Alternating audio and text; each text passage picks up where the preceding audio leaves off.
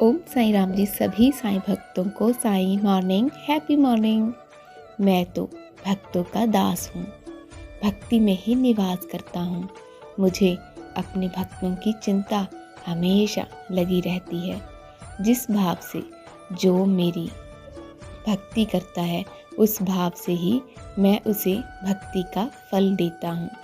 जो अनन्य भाव से मेरी शरण में आता है, मैं उसका उद्धार करता हूँ।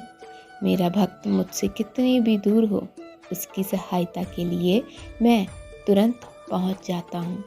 जो मुझ पर श्रद्धा और विश्वास रखते हैं, मैं उनके साथ होता हूँ, उनका साथ कभी नहीं छोड़ता। वो जिस हाल में हो, जहाँ भी हो, मुझे उनकी पूरी जानकारी रहती है। मैं भक्ति का प्यासा हूँ। भक्ति से समर्पित किया गया एक फल, एक फूल, एक पत्ता, एक आंसू भी मुझे जीत लेता है। ज़्यादा करने की ज़रूरत नहीं है।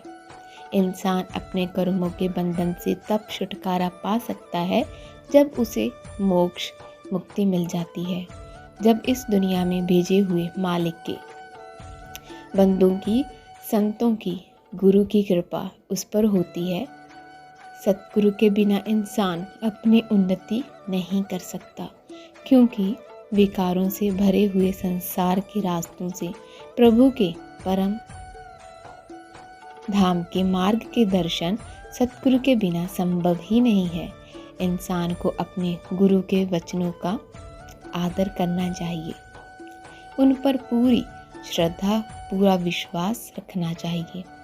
बिना कुछ प्रश्न किए उनकी आज्ञा का पालन करना चाहिए, क्योंकि सबसे ज़्यादा उनके कल्याण की चिंता उसके गुरु को ही होती है।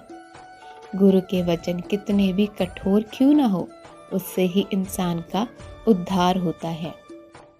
मालिक के कृपा प्रसाद का साक्षात्कार करना है तो अपने दिल में भक्ति और विश्वास का दीप बनाकर उसमें प्रेम और श्रद्धा की ज्योति जलानी चाहिए। मालिक की कृपा होती है तो इंसान हर बंधन से मुक्त हो जाता है, चाहे वो कर्मों का बंधन हो या प्रतिज्ञा का बंधन।